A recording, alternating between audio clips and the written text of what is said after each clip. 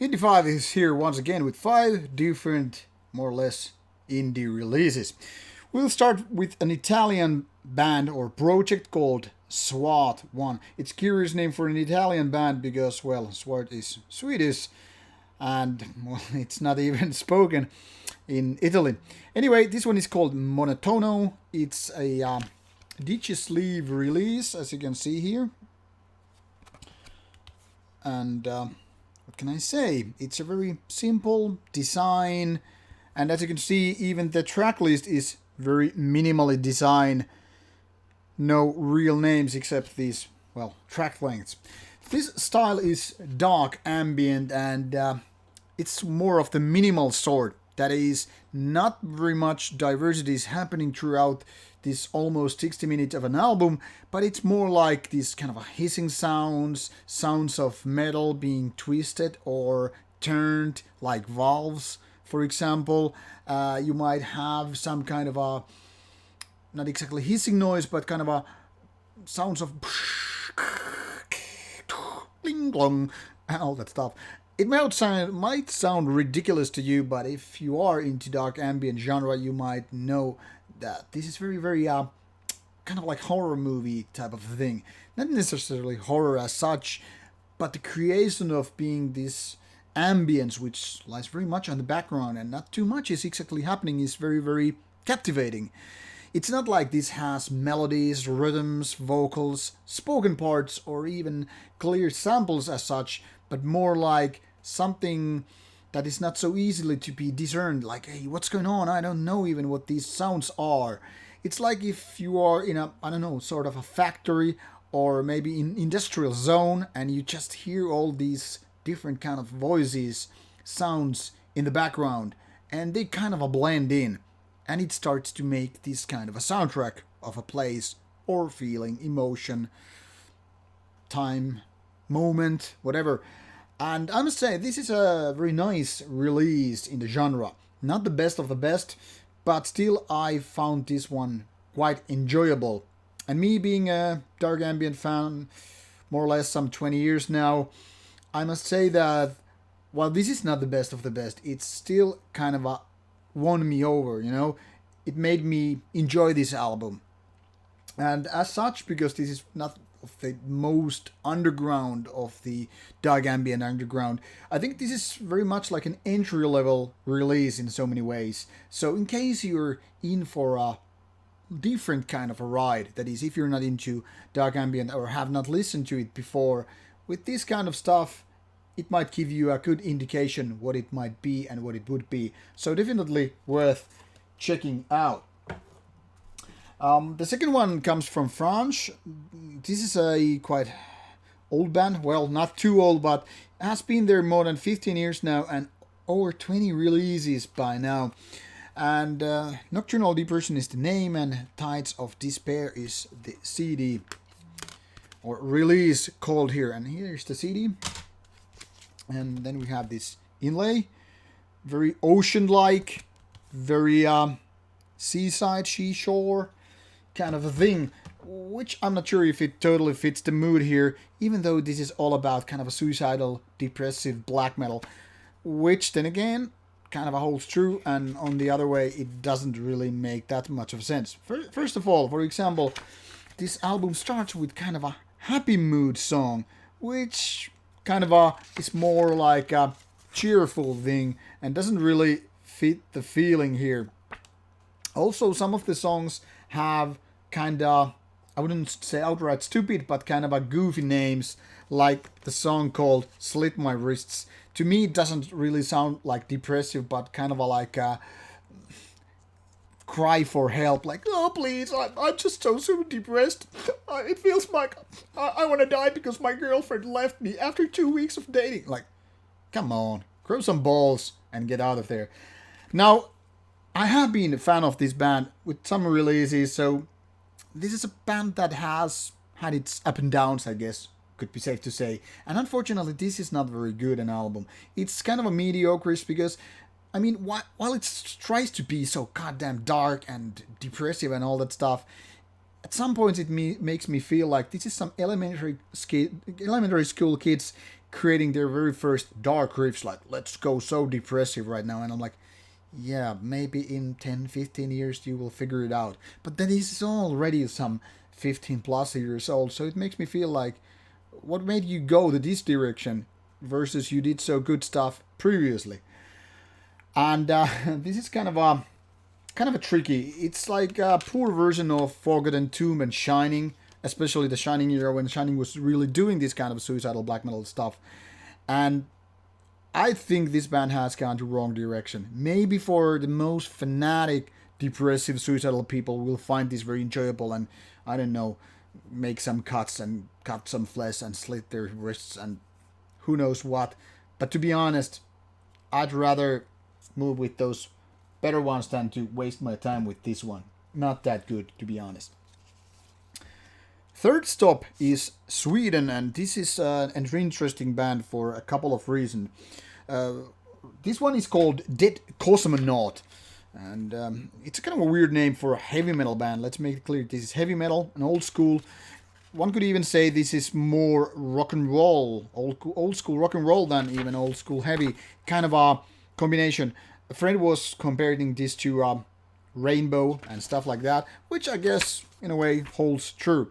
Now the curious thing is there are a couple of members who are mostly known for their work in extreme metal, namely bands like Niflheim, Unleashed, and Firespawn. The other guitar player, I'm gonna just take a look at it because I don't remember names. Fredrik Folkare. Folkare, he is mostly known for his Unleashed and Firespawn work, which is very, very different from this one. This is kind of a melancholic, kind of a slow tempo, almost like doom metal, but a little bit twisted towards heavy metal. So it's like slow tempo and melancholic and kind of a dark also, but nothing like, oh, I need some help kind of a way. It's more like adult guys, tapping into the emotions. And as such, this is a nice work. Now, the more curious thing is that Pelle Gustafsson, who is the vocalist in Niflheim as well, does very, very talented, clean heavy metal singing with this one. I was like, wow, this guy is really good. Who is this? And then later on, I just noticed after like 3-4 spins that this is the same guy that is in Niflheim, doing totally different kind of vocals. So I must really say he's the best factor on this album. He saves so much, because with any kind of a more mediocre vocalist, this would be more like, okay, it's not that good really. And while this still lacks kind of the hit song material, if you will, I still think that Gravitas has some really heavy feeling, and as such it's kind of enjoyable, but it could use even more hit material. And while some people just hate hit songs and all that stuff, let's remember it's one thing to do though in heavy metal versus, say, more extreme metal styles like Black or Death. Anyway, I think Gravitas is worth checking out. It's not there yet, in my opinion. It could be a big thing after an album or two more. This is the second album so far. But now the guys have actually learned the way to do good heavy metal in old school way. So if you're a fan of old school heavy metal, be sure to check this one out as well. Fourth album on this Indie 5 is from Germany, and it's not exactly metal, even though Cascade is mentioned on the Metal Archives as well. This is Son of the Void, Chapter 1 and 2. Previously released in different format, but this CD is kind of a full, if you get the meaning, with those two different chapters. Released by Dunkelheit from Germany, which is specialized in extreme metal, death metal, black metal mostly, but also power electronics, noise and whatnot. I guess Casecascade is very much at home with this kind of label because of its, well, extreme metal focus, but also with these power electronics and noise being part of the label work as well. And most of the bands seem to be from Germany anyway. So Casecascade is mentioned on Metal Archives as kind of a black metal, death metal, grindcore kind of a thing, but with this album, none of those descriptions are exactly true, because the genre with this one is somewhere between noise and power electronics. Because I'm no expert on anything, and even less with power electronics and noise, for me it's kind of hard to box this one in under any given genre. But I would say my experience with noise and power electronics, this goes kind of like between those two. There are some parts on this album which kinda would make me to put this under power electronics because it's so much noisy, it's hizzy, it's kind of power tools in use.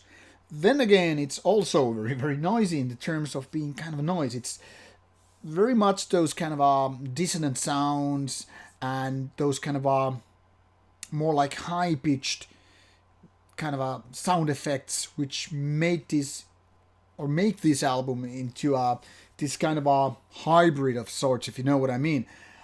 People who are more familiar with those genres mentioned probably feel like at home with this album.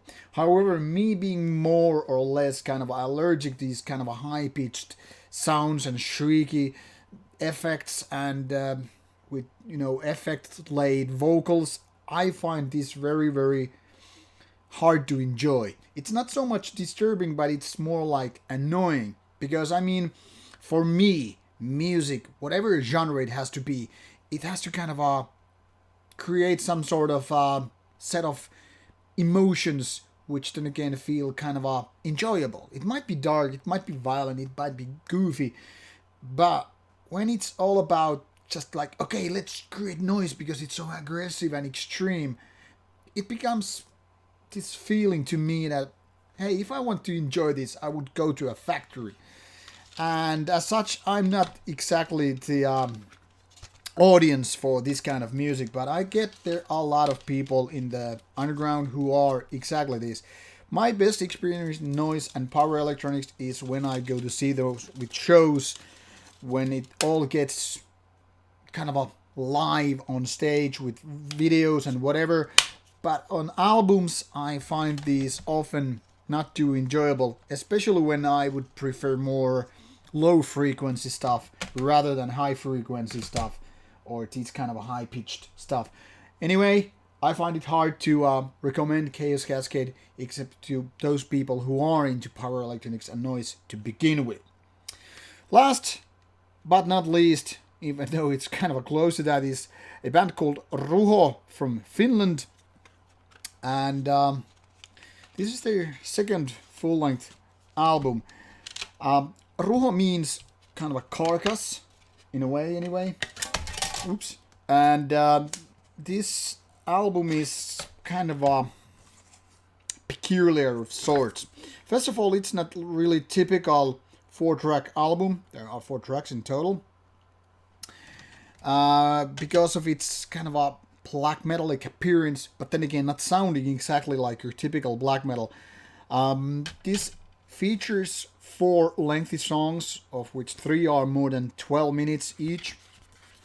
And they are made mostly with wailing and moaning guitars. They're these kind of a melodic but very high-pitched riffs, which are mostly rather annoying to actually enjoy. They are often way too repetitive and they last way too long, and they make this album sound kind of like experimental of sorts. So I don't know if it's post black metal more describing this than just black metal. The other thing which I find rather annoying with this album is that it's almost all the time done with kind of a fast drumming. So the tempo never actually goes down except here and there, and that gives this album kind of a monotone feeling. Now, it wouldn't maybe bother unless the songs were that long. I mean, listening to 12 minutes or 13, 14 minutes almost, a song that it's made up with a couple of rather annoying riffs, and all the time it's like, and it's like, okay, I got the point with 2 or 3 minutes. So there's not enough variation with the drumming, which is one of the problems here. And also a little bit I would like to bitch about the mixing of this album, because the drums are kind of like they dominate the album way too much. Now you have to understand that when we go more high range in the guitar, you really have to have more clear and distinctive sound in order to kind of pop up from the production. Now when the sound is kind of a clumsy, that is very almost like as you're tapping some maybe plastic boxes. They start to kind of dominate way too much, and these moaning guitars could kind of like drown in the background. I don't know if it bothers so many other people, but I find it quite disturbing and annoying with this album. First, when I was listening to this album in my car, I was like, okay, maybe it's just my car's sound system, because even though it's kind of a better than typical car sound system, it's still a car sound system. And let's be honest about it, it's not that great. With some music, like basic traditional heavy rock and roll music and whatever, it works nicely. I can just kind of enjoy most music in my car. But when you go more like lo-fi, kind of raw production, obviously it doesn't work that well. So when I got here at home in my home office, and I was expecting to kind of this song to work better, it actually did the opposite. Even more, it was kind of like underlined that these drum sounds are dominating way too much most of the time. And since there is not so much variation, I mean the biggest variation between the drums is like whether you're bounding the ride or hi-hat. But it's still like with your drums, so I don't know, it creates this kind of a monotone feeling, and then you get kind of a bored of it, and then it starts to annoy you because these riffs are just and I'm like, okay, enough with this beeping and moaning and wailing guitars. Where are the good riffs? And unfortunately, there are none. Now, on the plus side with this album, I could say it's kind of dark, and it's kind of a cool also that it's a little bit disturbing and repetitive, but I still wouldn't call it more than mediocre at best.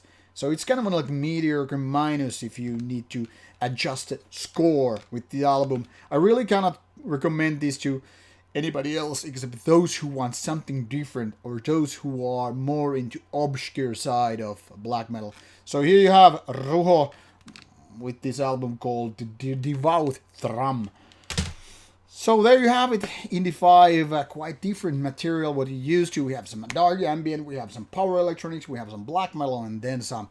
So feel free to check out those links below, and I hope you find something worthwhile listening to. Until next time, take care.